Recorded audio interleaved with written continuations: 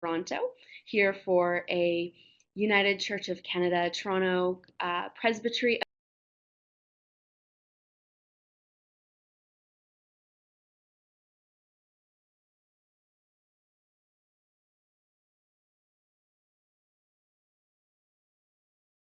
event. And so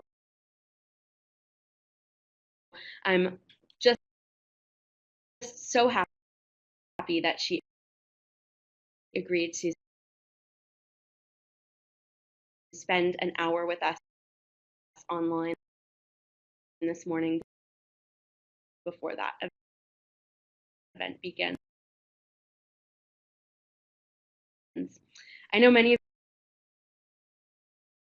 you have participated in EDGE webinars before, so you're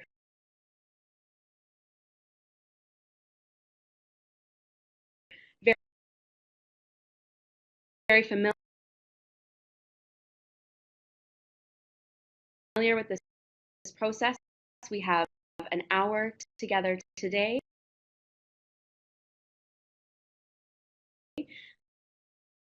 Lillian will talk and we'll have lots of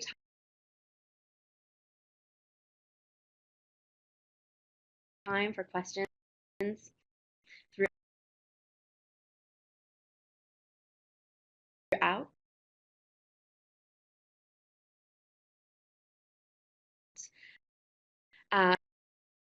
As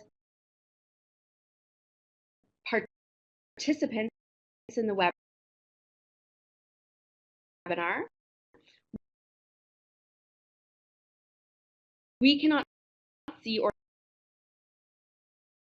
hear you. So you should be able to see and hear both Lillian and myself throughout this time. But we'll really rely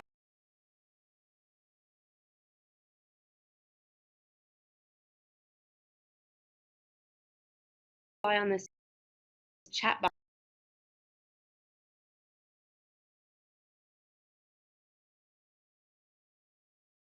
box space.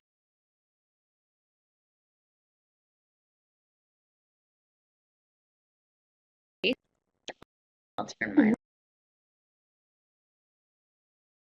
off there.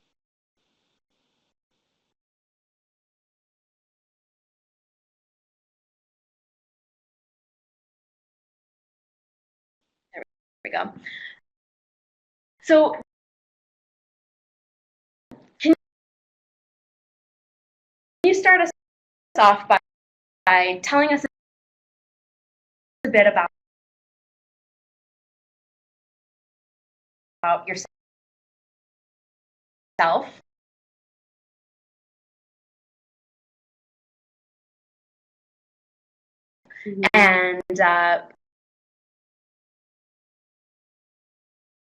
and how you will kind of jump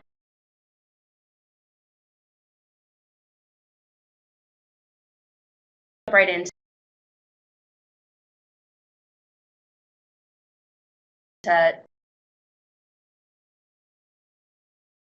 the most recent book, how it came to be.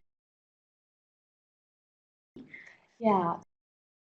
So I've written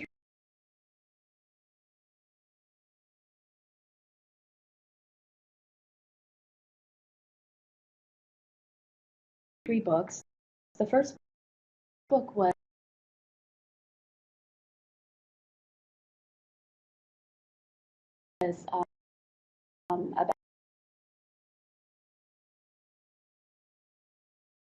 about reclaiming the practice of testimony.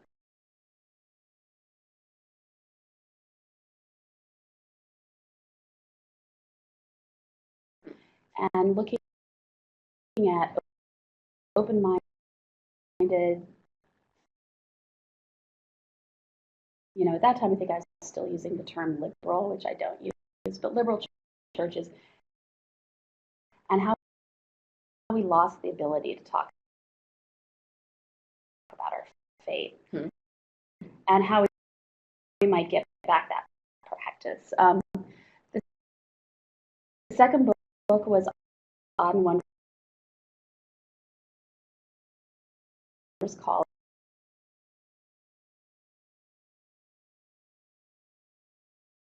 which is basically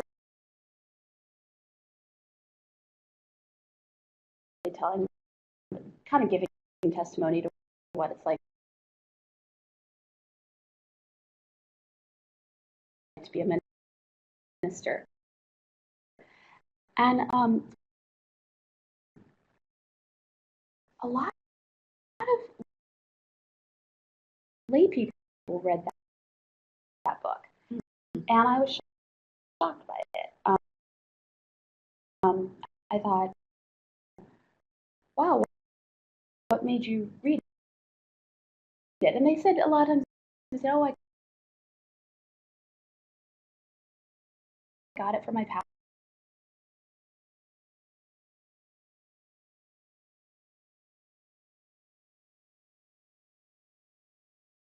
pastor. I was at a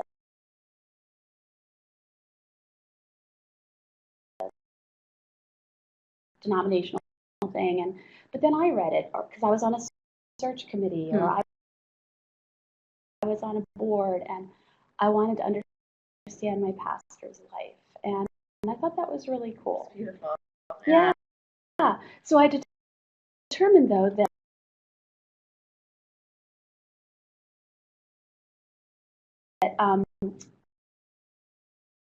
after they read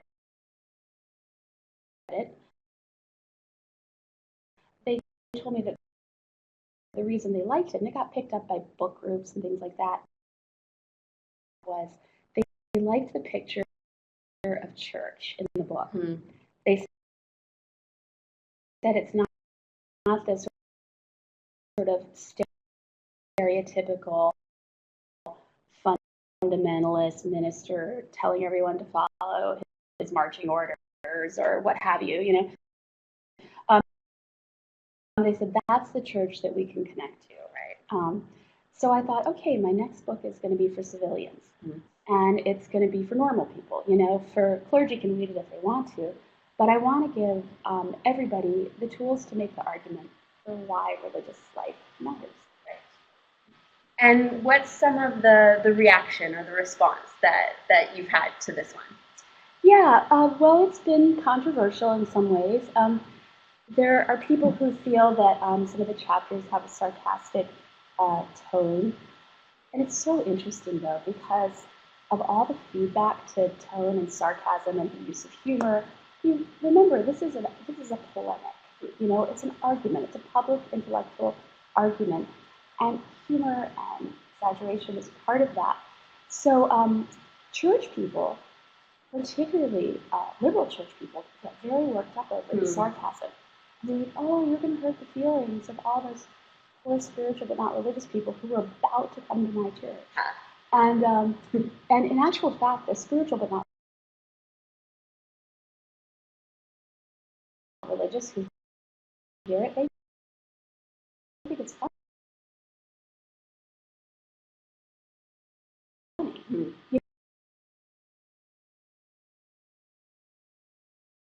They're not offended. They're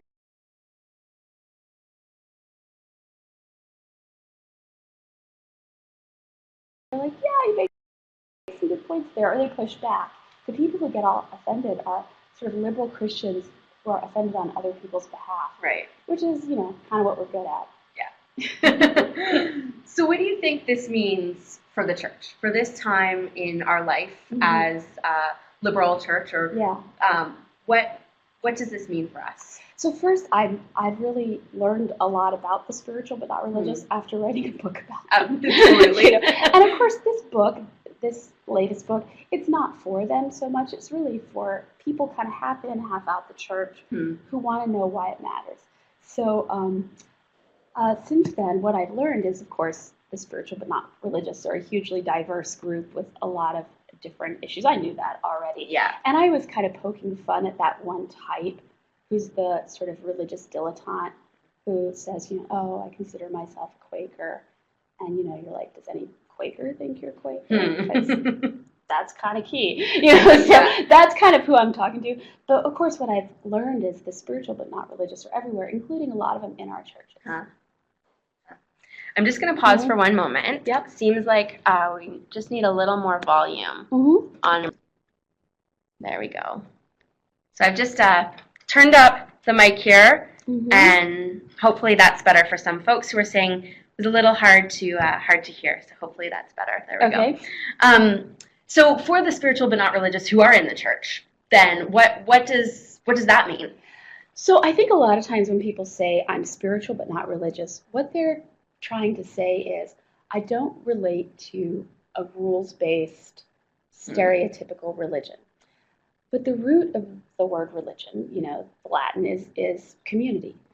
So I think when you're calling yourself spiritual but not religious and you're in a church, by my definition, you're not spiritual but not religious. Right. Because to me, it's not about belief or intellectual assent.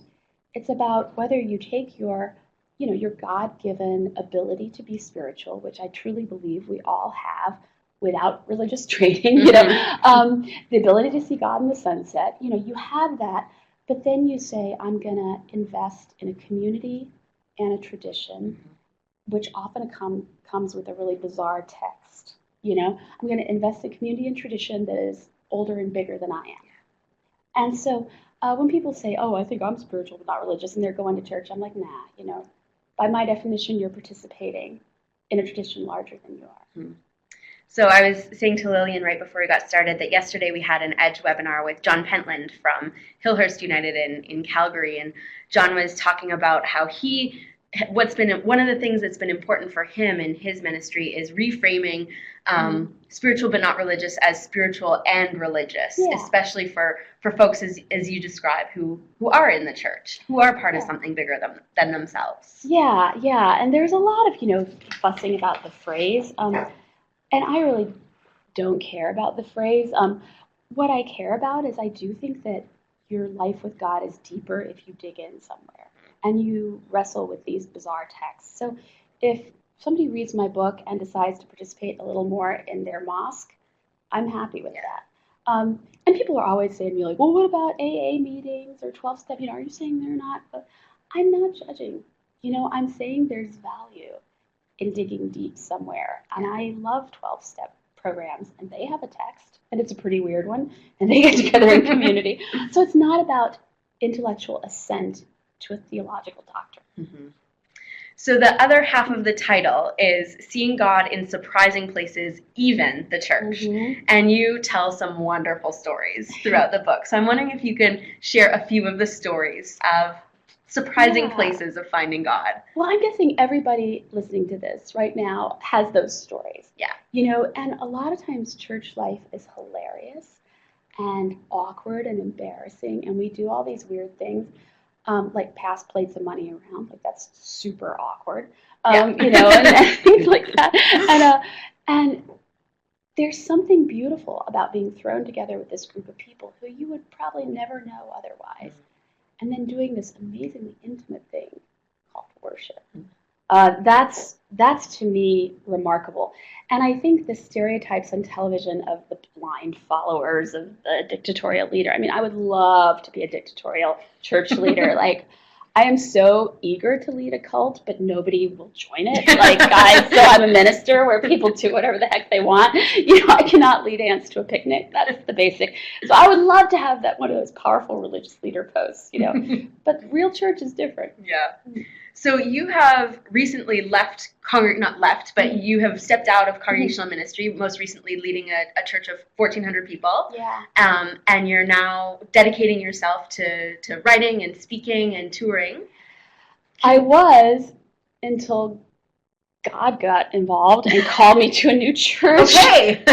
which I kind of can't believe I'm doing. But I started a new church literally last Sunday. You did? I did. That's exciting. Congrats. I'm really excited. I had almost a year away, learned a lot in that time, but really missed having a regular congregational life and missed the routines of preaching and leading worship. I mean, lay people, I think, don't realize what a privilege that is, that we get to stay with the text and to do this stuff. There's also a lot of it that's not a privilege, and I think lay people know that too. I'm actually back in, but in a really different setting. I'm in a church that's in an urban setting, totally different part of the country, rural Iowa. Okay. Dubuque is a city, of course, but I'm really kind of on a mission and very excited.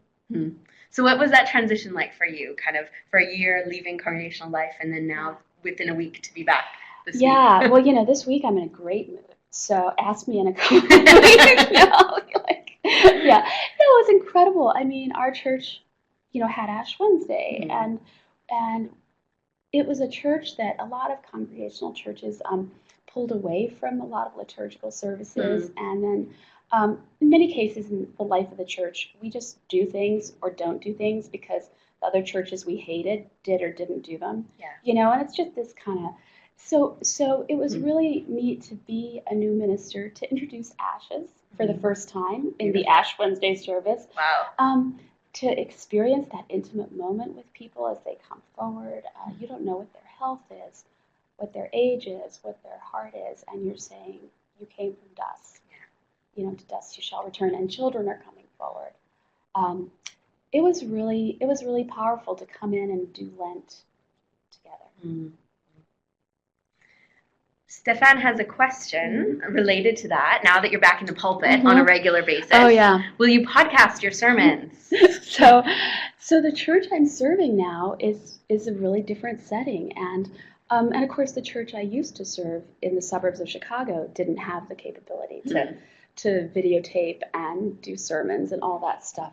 So I'm hoping we will do that down the road, but we'll see, because right now there's something neat about just saying you have to be there. Yeah. You have to be there. And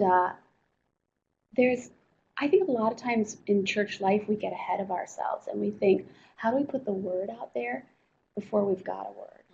And this is a people that I'm still getting to know, and there's something beautiful about being in the room together and saying you have to be there. Yeah. So you'll have to go, Stefan. Yeah, come. Dubuque, Iowa. It's fantastic. So I want to talk a bit for a moment about the Sodden Wondrous calling. That was a book that when I was a student doing my internship prior to ordination, I was given by my supervisor at the time. And during internship time, kind of struggling with what is my leadership role? Who am I? Who's Lauren the minister? Having not yet been ordained or kind of thrown into it in this learning context. And one of the stories or themes that I picked up throughout that book was this idea of you saying, even as a young minister, trying to be Lillian at wherever you were in your life, the point where you're at, not trying to be that 60-year-old minister or what we think of as the idea of a minister. Yeah.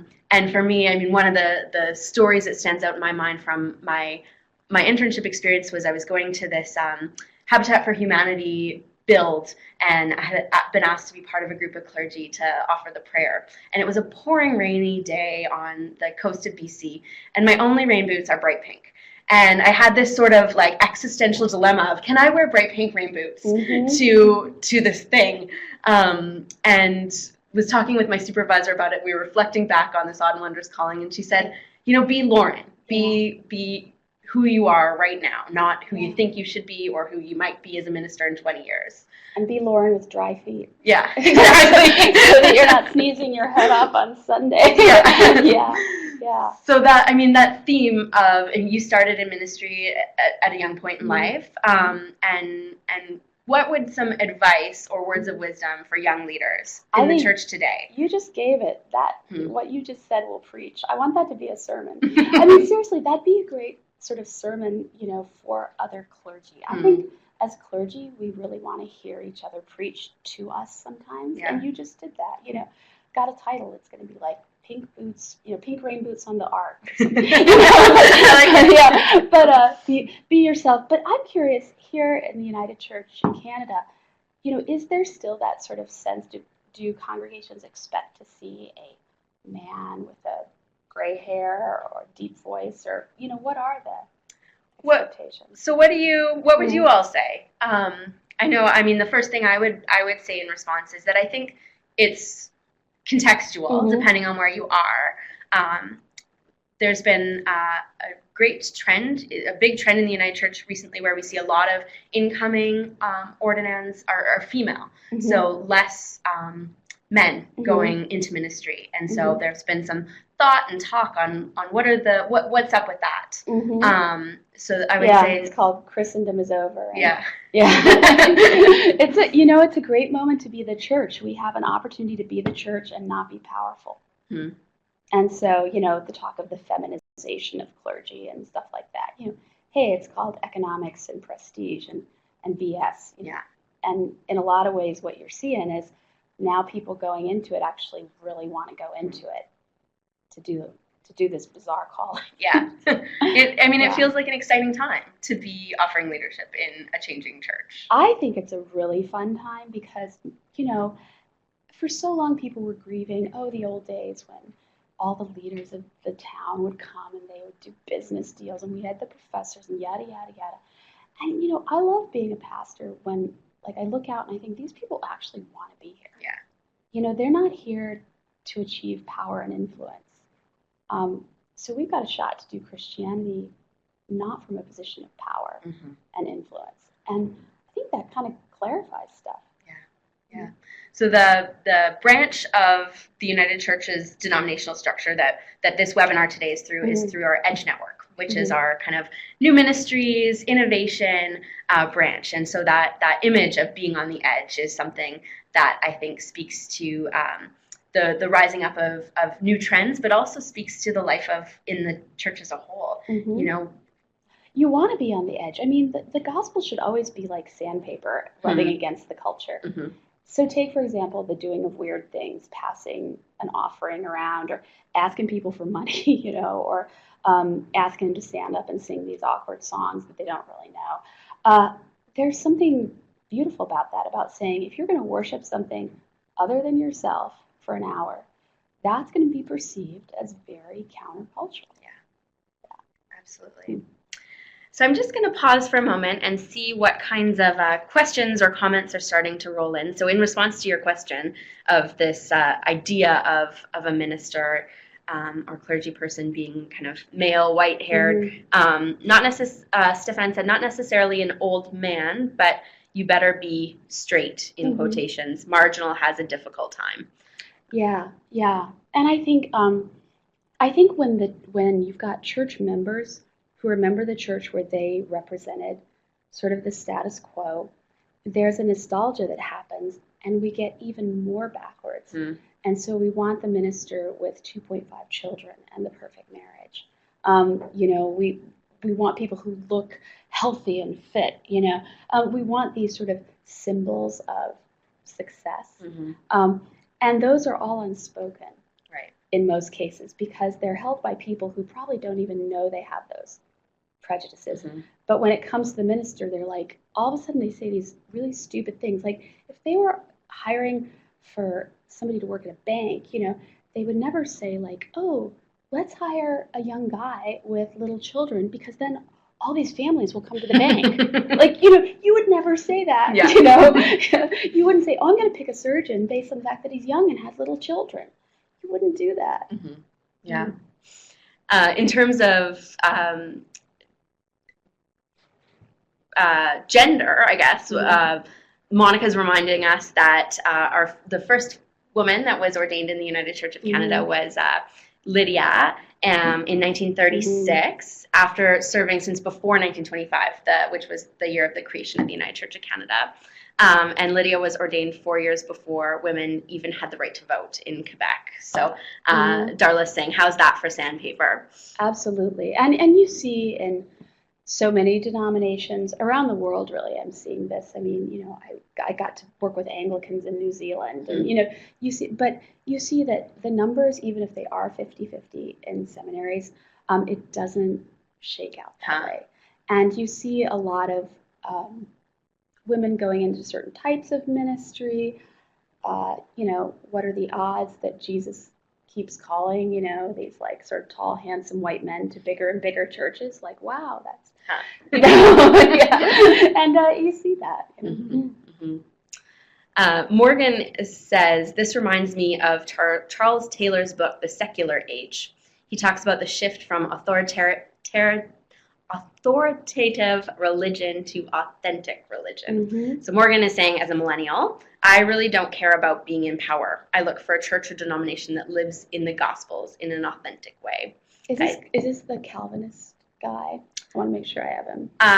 Charles Taylor? Yes. Morgan, can you... Do you know a bit more about Charles Taylor? Morgan's typing there.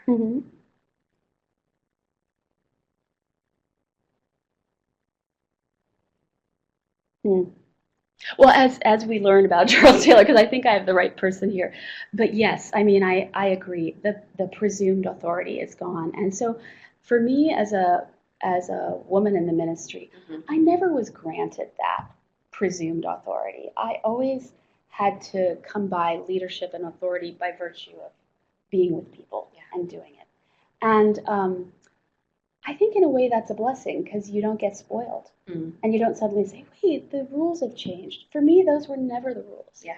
I never pastored during Christendom, and so it's not my fault that it went bad. Yeah, and I often say I never have even known the church during Christendom, so me too. This is the church as it is now, is how I've always known it. Yeah. And so it's an interesting, I always find it's a beautiful but interesting challenge and also honor to minister with folks who carry that lament of the church they once knew when I don't know that. Yeah. But a lot of times I find that when you unpack that Christendom model and you say, what's changed in a positive way since then? For example, you can say, do you remember the time when if you married outside your faith, families would split apart and not speak to each other? Yeah. Like, I think that's a good thing, that you don't have to live with that fear now. Yeah. And a lot of the people who check off none, no religion, I think they've always been there, but now they have the honesty and the freedom to say it. Again, I think that's healthy. Yeah. So thinking about the church and... thank you for telling us about Charles Taylor. Perfect. Not really a super religious guy. Wikipedia, isn't it the best? It is.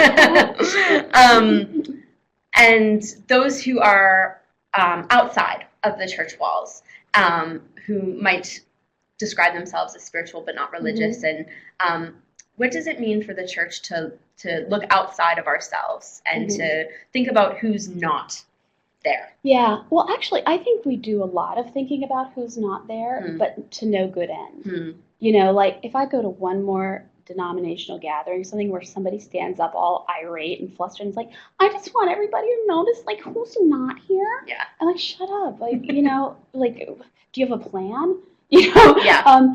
Because anyone can do that. Yeah. Anybody can point out the obvious. And I think sometimes congregations think if we get the right pastor, they'll go out and hang out at all these coffee shops where all the spiritual but not religious are, and then they'll come to church, like it's the pastor's job to go out in the world and do that.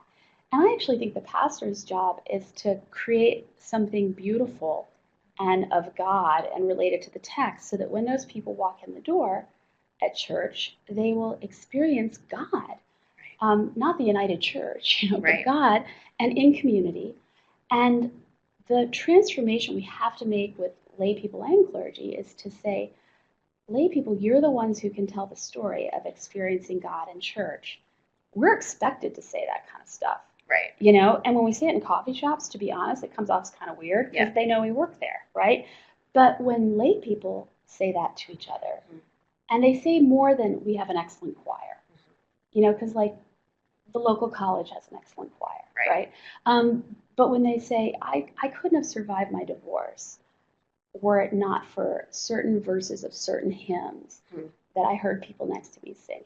or the prayers of others, or the idea that, our Savior died on a cross at 33, that, the meaning of life is not external success. Yeah. That got me through something. That's the kind of conversation we got to get people to have. And then it's not about what kind of music you have when they walk in the door. So how do we more deeply inspire that vulnerability in community?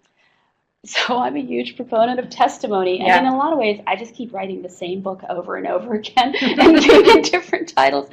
So, because I really do think every revolution is led by lay people, and so they're going to, clergy, we get dragged along, but every good revolution in the church is lay-led, and I think that in a way, clergy have to teach this and give permission to people to share their faith, but we can't just say, do it. Yeah.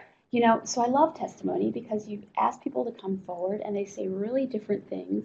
You say, tell us about your experience of God. And there's something about listening to somebody else do that that makes you think, well, heck, I could do that. Yeah. Mm-hmm. We've just, in the congregation where I serve, we've just started a practice of testimony, but calling it Faith Journey Sundays. Yes. So once a month or every 6 weeks, and it's surprising. I mean, the first few I had a few people asked who said, "Oh, I don't know," but the first two that were willing to share, and then after that, a few of the people who were more hesitant said, "Oh yeah, I could totally do that. Next time, I'd be up for it." Yeah. So that model. It's so funny because as much as I talk about various things, I always come back to testimony. Mm-hmm. And if I were to rewrite that testimony book, I'd do it as a pamphlet. I resisted having steps and telling people how to do it because I think that's obnoxious and not fun to read.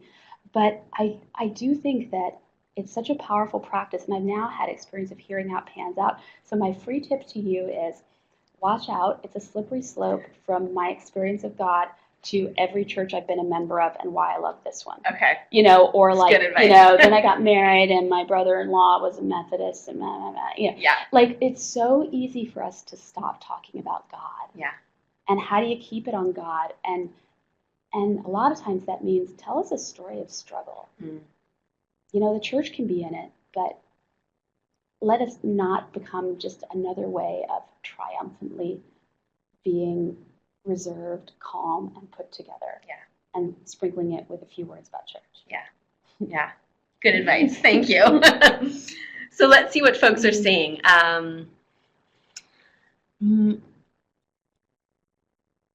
So in reflection on moving from the authoritative model, I think is what you were responding to there, Morgan, or just dropping the word empire when things aren't going your way. Oh, that's in response to the person standing up and saying who's not here. Yeah, thank you. Yeah, that's great. Or how about sin? Yeah. Yeah. Stefan, once a month we have a Sharing Our Faith section about our ministries inside and outside our walls. Fabulous. Stefan continues, the church is a gathering for bad people, and there isn't always room for one more. I love that. And I think we've really, I saw here sin is a 4-letter word in the United Church, and I get that a lot. My denomination, I think, has probably more in common with the United Church than maybe any other, including the initials. But we've got to get back the traditional, if not language, concepts of the church, because all we have is the God thing and the redemption thing. And so if we're just holding a meeting that could be in the local school or, anywhere else, so I don't care if you call it testimony or journeys or whatever, but let's have something happen that's different from what happens out in the world.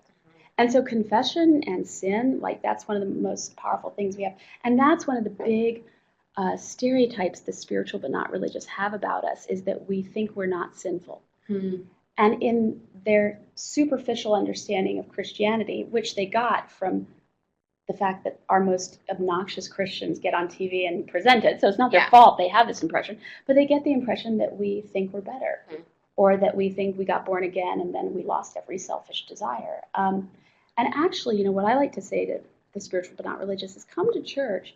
There are long periods where we are talking about the things we've done wrong or the things we've left undone, and we spend some time on that every week. Right. And it's pretty painful, but it's more than most people spend. Yeah. What else have you learned about the spiritual but not religious? So I have a little 4 categories, but I think it's helpful. There's the no ways, the no longer, the never haves, and the not yets. Okay. So I think in mainline Protestantism, more appropriately called sideline Protestantism, right? But we think the spiritual but not religious are all in the first 2 categories, the no ways and the no longers. Okay. We presume they're people who had an experience of church, and then they maybe got hurt or injured, and that's a real thing, and so they say, no way. It's an emphatic, like, ow, no way. But then there are also others who just say, my kids went through the program, I'm reading the paper, I'm walking in the woods, no longer. I stopped going and I didn't miss it. And a lot of our so-called evangelism efforts, we don't even call it that, but welcoming efforts, I think, are geared toward those groups of people. So we'll say things like, oh, we're not like that other church that won't ordain women, or we're not like that church that blah, blah, blah. And the whole thing presumes a knowledge or experience of church, right? And I think most of the spiritual but not religious today are going to be in the next 2 categories, often the children of the people in that category, and they would be the never haves, so they've never experienced it, and the not yets, who I think are very open and curious. But when a not yet shows up in your church, and they do show up, and they don't have the good manners to wear a costume or like a big sign saying, I don't know anything about Christianity. So they look just like everybody else, and they're probably intelligent enough to figure out when to sit and stand. But they come to you and they say, like, I want to know who Jesus is. And we say, there's a 6-week membership class about the United Church, and then you can join a committee, because that's how you really get to know people. And they're like, is Jesus on the committee? No, that's against the bylaws. But it's like we're having a conversation, presuming an understanding of church, and then we're going to present something fresh and different. And actually, we should be presuming not that knowledge. Right. And I think it's easier to invite and welcome the second 2 groups. The no ways, who've been injured and hurt by the church, I'll be honest, in many cases, I understand why they don't want to go, and I think it may be, that they're on the right path there. What is sad, though, is when you take somebody who's open and curious and then regale them with apologies for all the misdeeds of the church, and you're like, oh, the Inquisition's like, that was a terrible idea. I'm not for it, but hey, I could have done it myself. We're just really awful. And they're like, well, what's the point? So my new book is called Tired of Apologizing for a Church I Don't Belong to. Love that.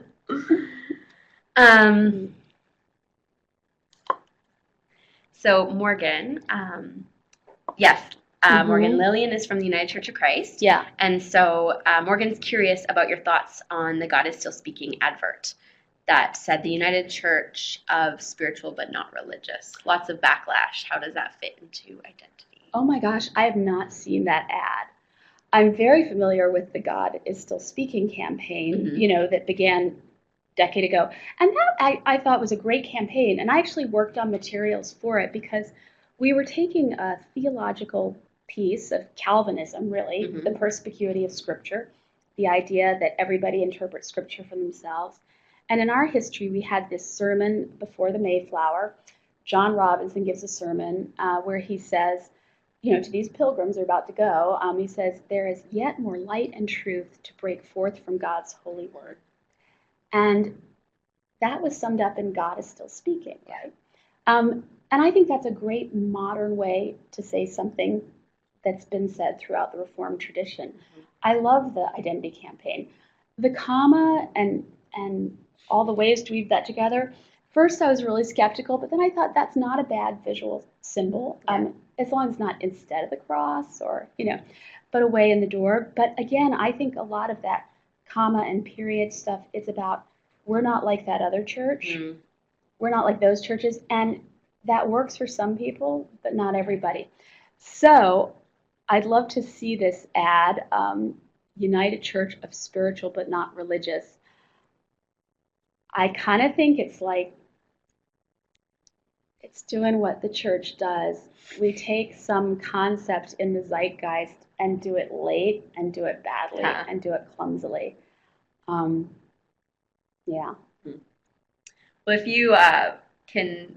It's like saying this is true, and sometimes we say, we're the favorite church of people who, if they were to go to church, would go, but they don't go to ours.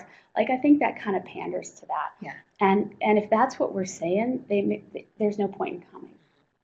Mm-hmm. Lowest common denominator.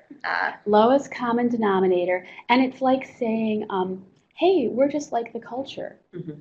So it's like, well, if we are just like the culture, then why go? Yeah, when we're called to be countercultural. Yeah. And it is true that many of the values of early liberal Christianity got incorporated into the culture. But wow, I hope we still have other values that are at odds with it.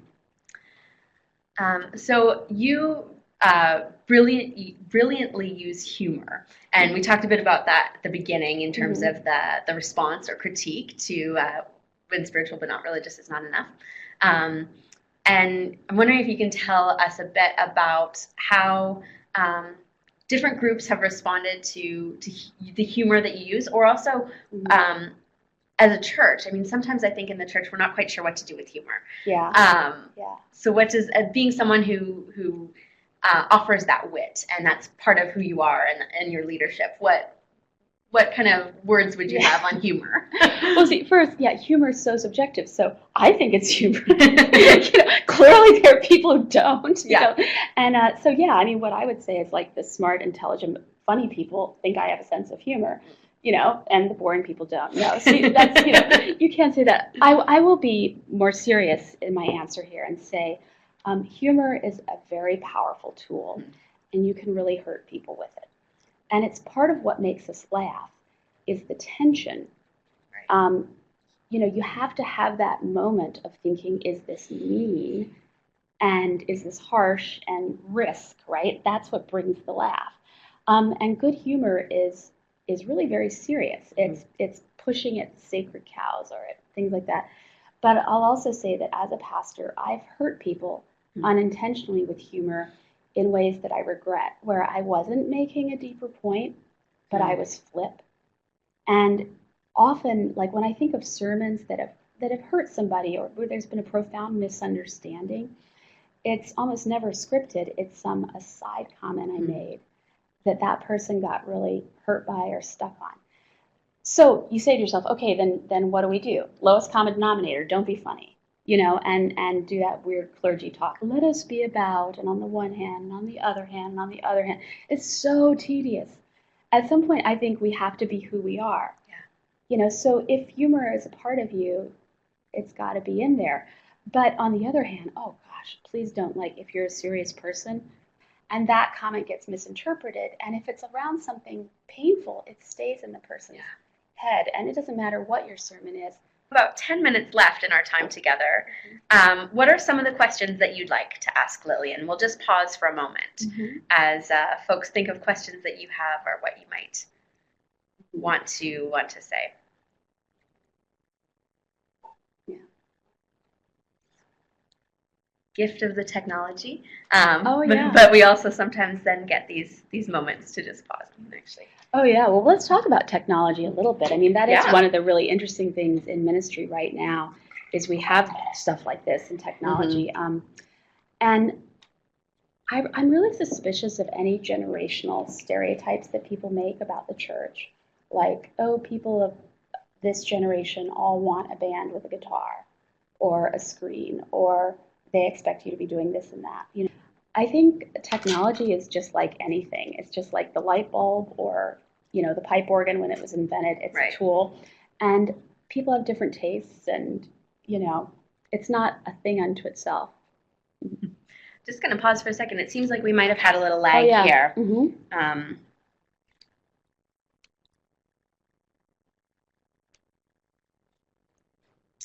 Multiple attendees are typing, so they're letting us know what they can see or hear or maybe can't. Definite lag. Okay, so it seems like you can hear us now, though.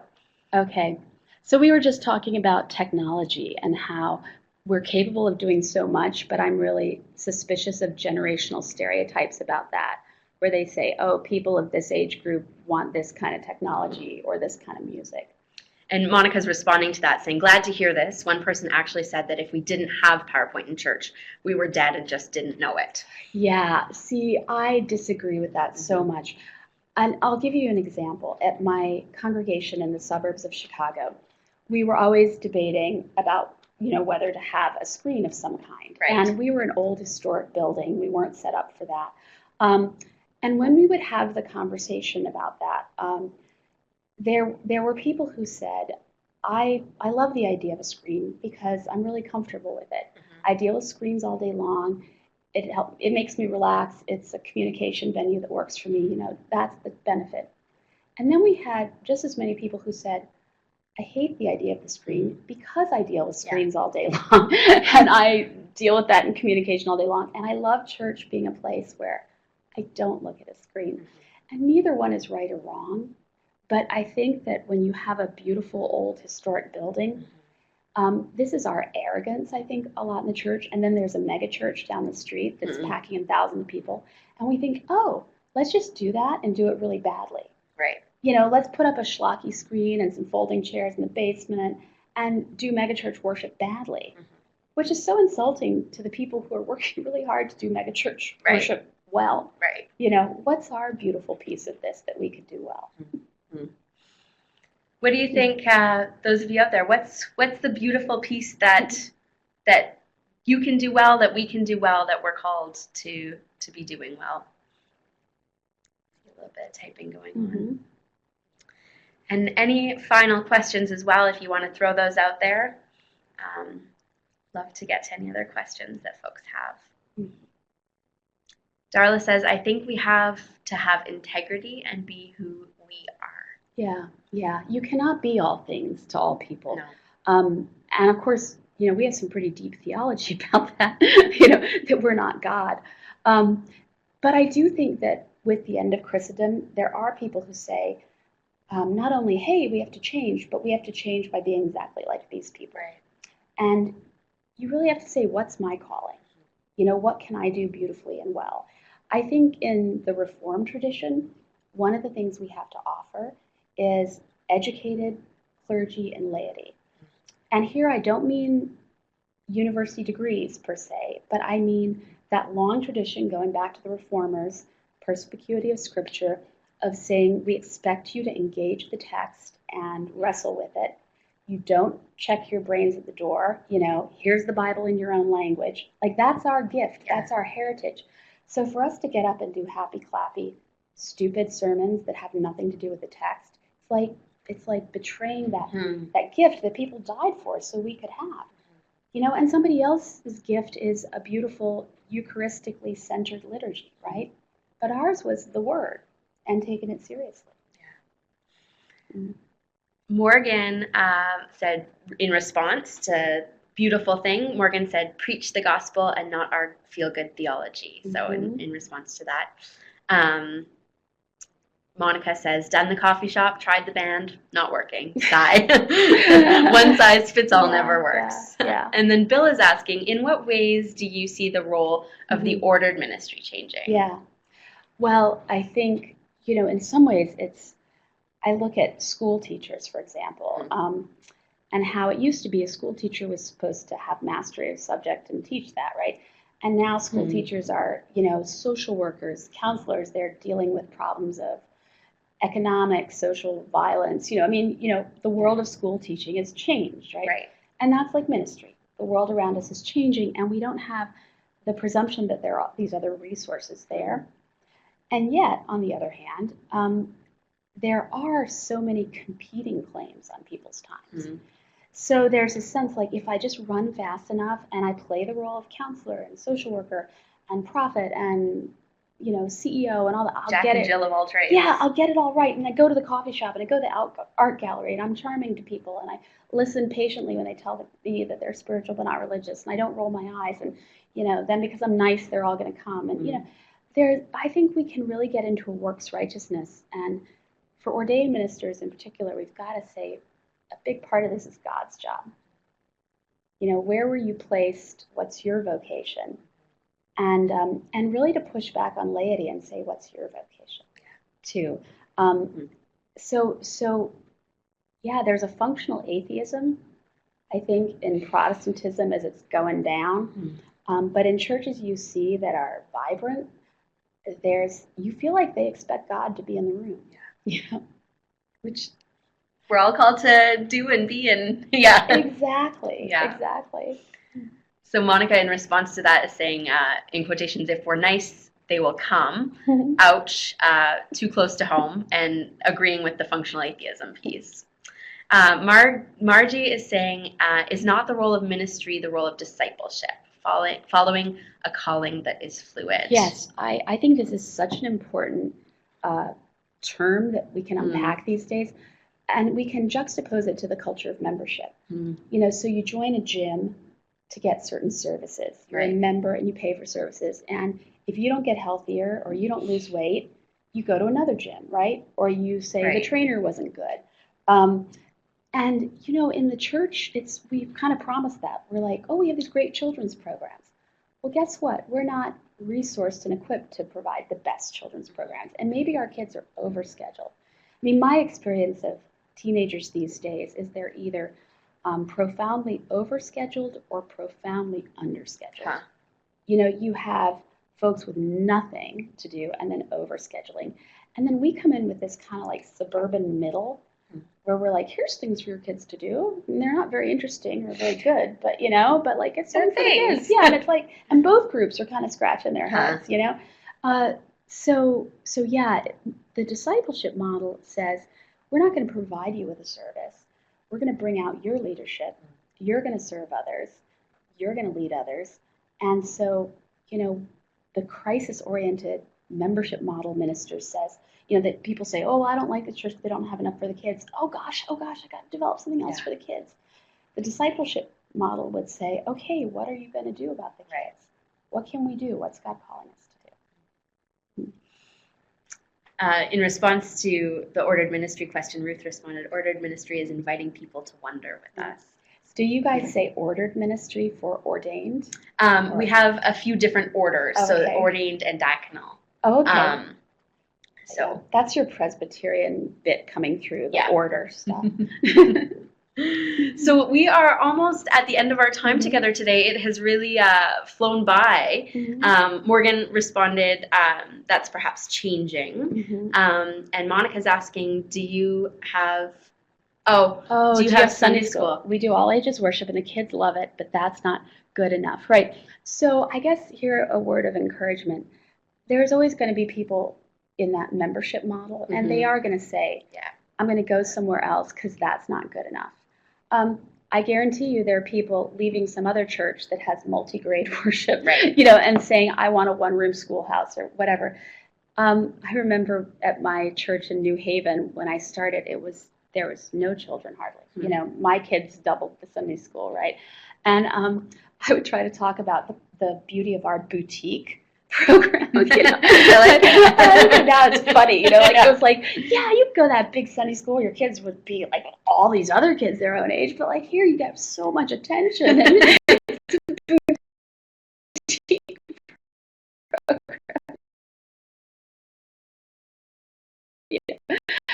And I just think the knowledge that like God works through it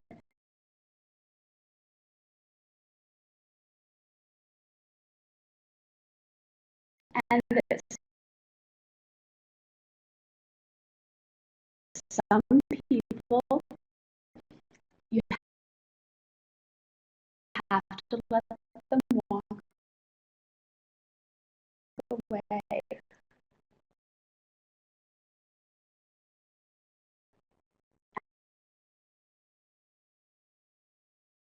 And wish them the best.